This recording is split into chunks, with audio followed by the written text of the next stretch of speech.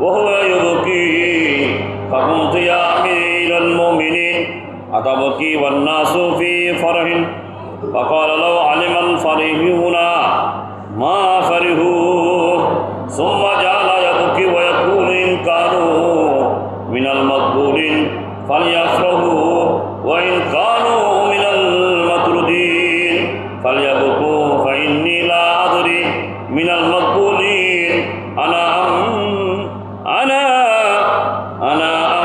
من المطرودين.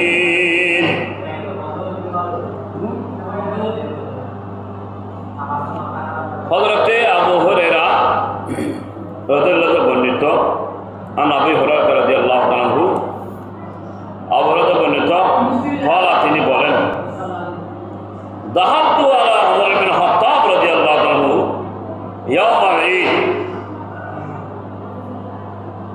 হযরতে আবু হুরায়রা বর্ণনা করতেছেন আমি ঈদের দিন হযরত ওমর রাদিয়াল্লাহু আনহু ঘরে প্রবেশ করলাম, দেখতে পেলাম দরজা বন্ধ করে ক্রন্দন করতেছে।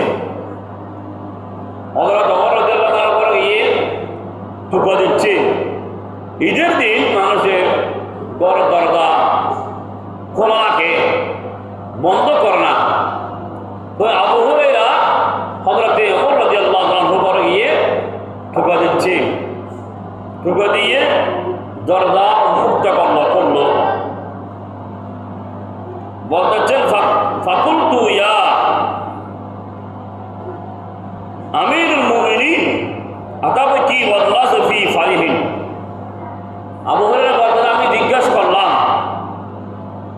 হে আমিরুল মুমিনিন, মানুষ আজকে আনন্দ উপভোগ করতেছে আর আপনি কাঁদতেছেন, ক্রন্দন করতেছেন, এর কারণটা কি? তখন ফাকুলতু ইয়া আমিরুল মুমিনিন আতাবকি ওয়ান নাস ফারিহা ফি ফারাহিন, এই কথা হযরত ওমর রাদিয়াল্লাহু বলল আমিরুল মুমিনিনকে। তখন উনি এর উপর জবাব দিচ্ছে যে ফাকালা লাউ আলিমাল ফারিহুনা মা ফারিহু, তিনি বললেন তারা আনন্দ উপভোগ করতেছে, তারা যদি জানতো তবে আনন্দ উপভোগ করতো না। আমিরুল মুমিনিন ওমর রাদিয়াল্লাহু বলতেছে, হে আবু হুরায়রা, তারা আনন্দ উপভোগ করতেছে, তারা জানতো না যে আনন্দ উপভোগ করতেছে। কি কারণ সেটা? সুম্মা জাআলা ইয়াবকি ওয়া ইয়াকুলু ইন কানা মিনাল মাকবুলিন, এই বলে উনি সুম্মা অতঃপর জাআলা ইয়াবকি ক্রন্দন শুরু করল।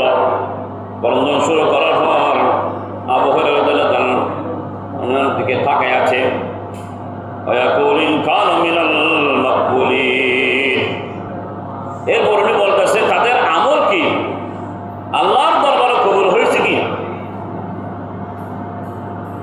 ফালইয়াফরাহু ওয়া ইন কানা মিনাল মাতরুদিন ফালইয়াবকু,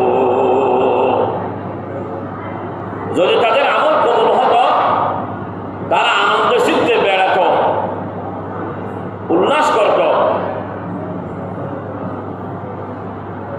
আর যদি তাদের আমল প্রত্যাখ্যান হয়েছে তাহলে তাদের আনন্দ করা দরকার নাই, তাদের আল্লাহর দরবারে ক্রন্দন করে আফজল। তার মানে উনি বলতেন তাদের খানাটা উচিত, যারা আনন্দ না করে আল্লাহর দরবারে কাঁদা উচিত। ফাইন্নী লা আদরি মিনাল মাকবুলিন আনা আম মিনাল মাতরুদিন, আর আমি জানি না আমি গ্রহণযোগ্যতার অন্তর্ভুক্ত হয়েছি কিনা আল্লাহর দরবারে, নাকি প্রত্যাখ্যান হয়েছে আমার আমল।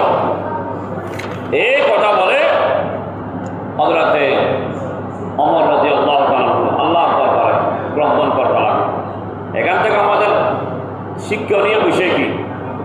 আমাদের আমল, আমাদের রোজা, আমাদের সিয়াম, আমাদের ইবাদত বন্দেগী কতটুকু আল্লাহর দরবারে কবুল হয়েছে সেটা আমাদের খেয়াল রাখতে হবে।